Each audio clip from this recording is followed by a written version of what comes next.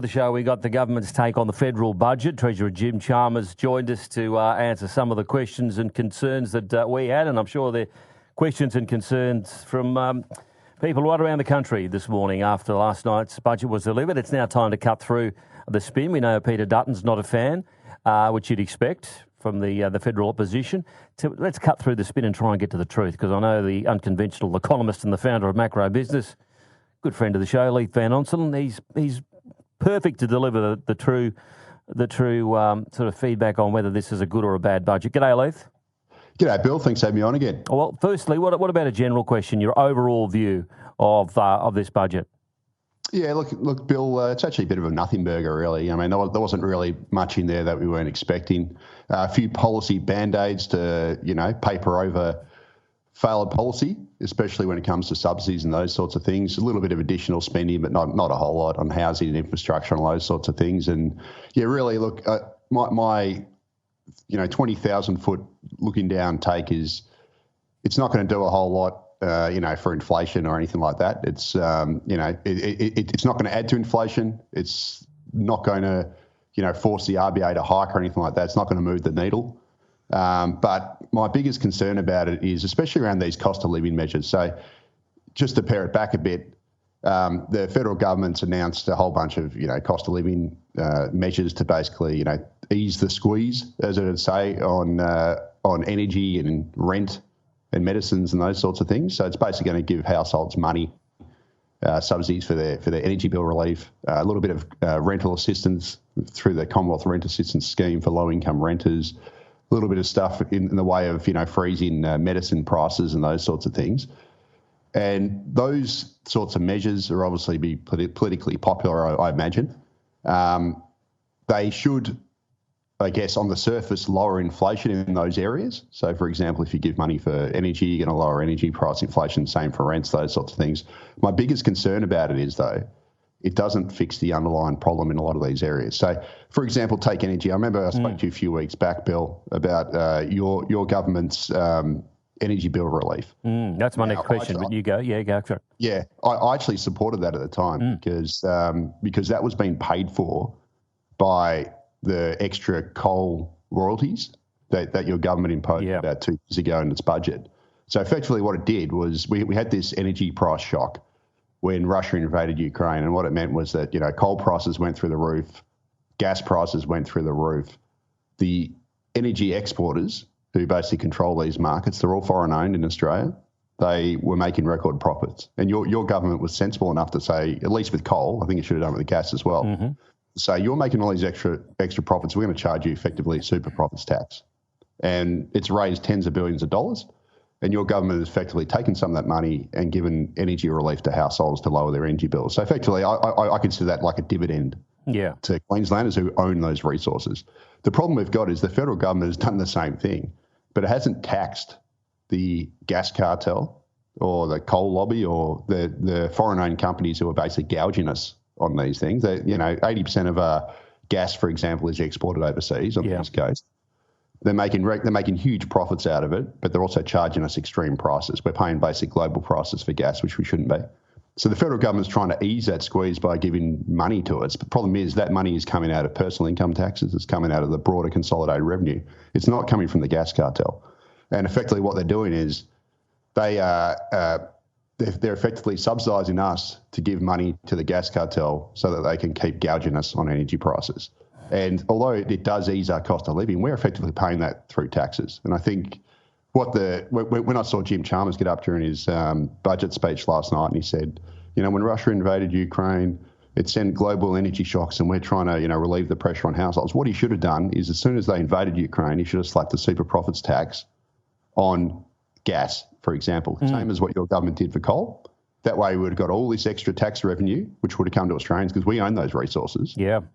We would have got extra money, and we could have lowered taxes in other areas, and then he could have used that money to then subsidise us in our energy bills, so that we don't have to pay global prices, given that we own these resources. But he hasn't done that, so he's effectively done a band-aid to try and ease the cost of living. But we're effectively going to pay for that, and it's the same with rents. So he's offering this rental assistance for low-income renters, but his government actually created the rental crisis by ramping immigration. Never seen before. like extreme immigration levels. And that's what's driven rents through the roof and created the problem in the first place. So it's effectively Band-Aids to cover over policy failures. And, it's great to see your Premier this week come out and call the government out on immigration and basically ask for deep cuts because, Queenslanders are getting squeezed. There isn't enough housing to cope with all these extra people. And I'd love to see all the other state premiers do the same thing. Yeah, so it's a bit of a smoke and mirrors then, if you put it that way, as you say, with these big energy companies getting away with not paying a lot of tax. And they're making super profits and jack the prices up, and then we're made to feel like we get a warm little rub on the belly because we're getting a little bit back. Yeah, and it's our money. Let's face it. So this hasn't come from taxing the gas cartel. I'm talking, when I say cartel, I'm talking about a very small group of large foreign-owned companies are effectively taking our gas. They're exporting most of it to China while they gouge us with really high prices, and 80% of it's exported. And what the federal government should have done is they should have done a super profits tax as soon as Russia invaded Ukraine so that we get some of that uplift in prices and ideally, reserve gas for domestic use. So this is the other sort of contradiction in the budget. The federal government has announced this, future-made manufacturing boondoggle. So basically they want to give, billions of dollars away so that Australia starts building solar panels and all this sort of thing.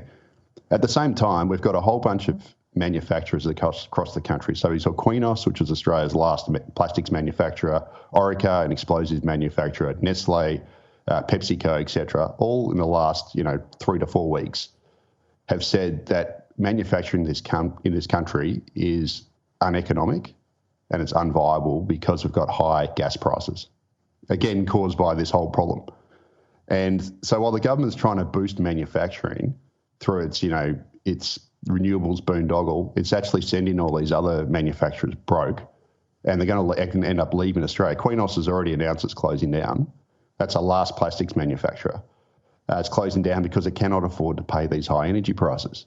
Again, this gets down to policy failure. The federal government should be reserving gas on the East Coast for domestic use like they do in Western Australia, and it should be taxing these foreign-owned multinational companies which are exporting 80% of our gas overseas while they gouge us at home and send our manufacturers broke and push up the cost of living for households.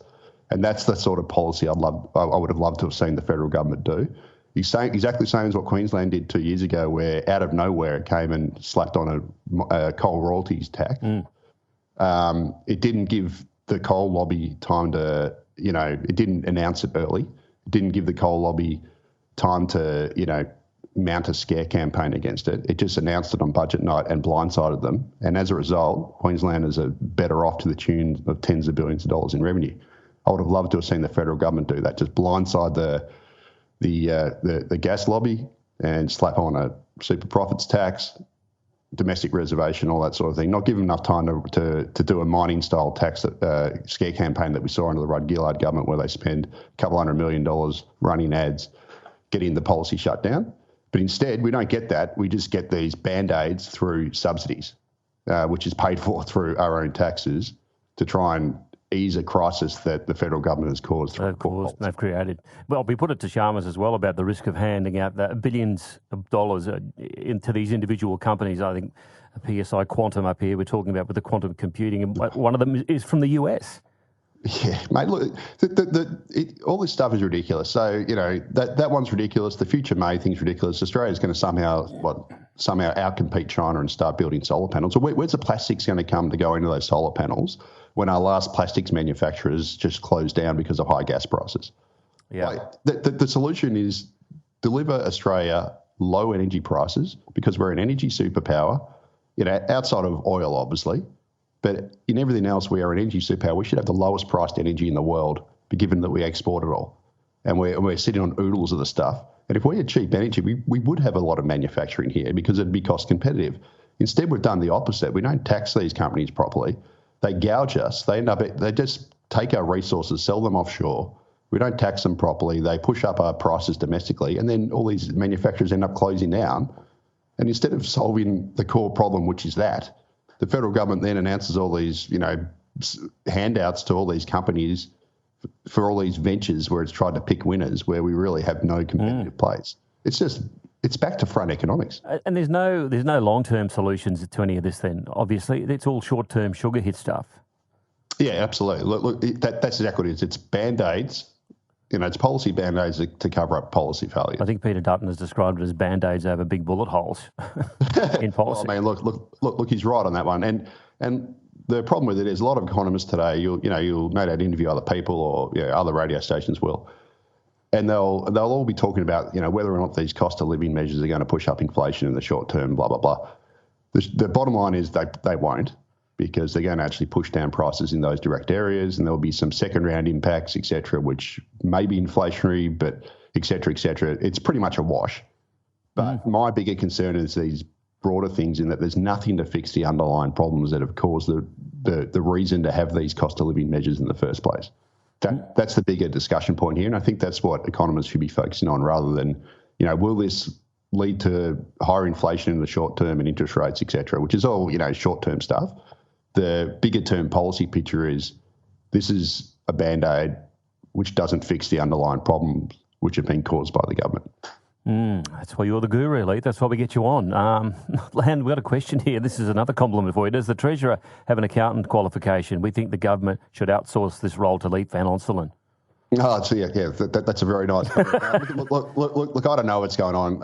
I used to work for the Australian Treasury. I worked there for 3 years until 2006. So it's obviously changed a lot since then. But look, a lot of the stuff that comes out, I think unfortunately the bureaucracy, the federal government, this is across all sides and all levels of government. It's just been taken over by spin doctors and, short-term pollsters and those sorts of things, which try and so it's basically turned our government into a giant episode of Utopia. Yeah, we've said that a few times. Yeah, exactly. You could almost there's a couple of series that had been written with some of these governments, state and federal, the last year or so. Yeah, absolutely. And look, a lot of these policies are just about trying to get through the next period. And look, there is some good stuff in here. Like I think the federal government's crackdown on student visas has been good and certainly stronger than I was expecting from them. I was expecting them just to do some tokenistic stuff. They've actually done some real things there to try and get the numbers down. So the federal government has tipped net overseas migration to fall to 260,000 next financial year, which is still way too high. Like that, put that into perspective. That's 40,000 higher than what the 15 years of average immigration we had pre-pandemic, which everyone considered was big Australia immigration. So it's still too high, but at least they are doing quite a few measures on the student visa front to try and get those numbers down. And the reason why it's serious, Bill, is because the vested interests are screaming like stuck pigs. So the way I always look at these things, you look at the announcements and you go, yeah, okay, that sounds pretty good. But you always gauge the way to get a sense of whether or not this stuff's for real is you look at what the reactions are from the lobby groups. And on the international education front, the international student front, all the lobby groups are absolutely screaming about these changes. And they're trying to fight it tooth and nail. And what that tells you is that they're legit. And that's a good thing because, nearly 550,000 net overseas migration in the year to September. A lot of that was driven by a massive inflow of foreign students, a lot of them not legitimate. That was just simply too high, and they have to get the numbers down because, as you're experiencing in Queensland, it's making a lot of people homeless and driving up rents, etc., because we just cannot provide enough housing for all these extra people. And I think that is one area where the government, I think, is trying to put a good foot forward. They are trying to get the numbers back down and realising they've made a massive mistake. It's a mistake. The genie's out of the bottle. We've got to go, but I want to ask you one really quick question, or if we can get a quick answer. Maurizio has texted in from Annalie and says, is there any talk of paying off Australia's massive debt? I said I'd ask you. Well, yeah, not really. I mean, the government's actually run a slight surplus this year, but that's all based on short-term factors. It's expected to go into a mild deficit next year. But look, to be honest with you, Australia's federal debt isn't that bad. Compared to peer countries, it's not great. Obviously, rather have less, but it's not super bad. The bigger problems at the state level. So states like Victoria, which is where I live, basket case, New South Wales basket case. So I think those are the bigger problems. Hey, again, a really quick one. We got a text from Paul at Aspley. When coal is phased out, which they're doing, and there's no super profits, where do they get the money? Where's the income next?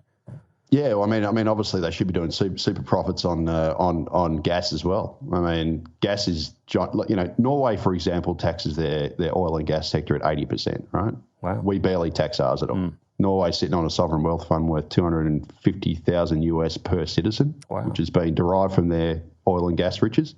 We don't have one of those. And we should be the richest nation on earth per head, given the resources we've got and our population size. But unfortunately, we just fluff everything. That's a good assessment of it. Hey, look, I've got to go. Thanks for your time again. Always nice to talk with you, Leith.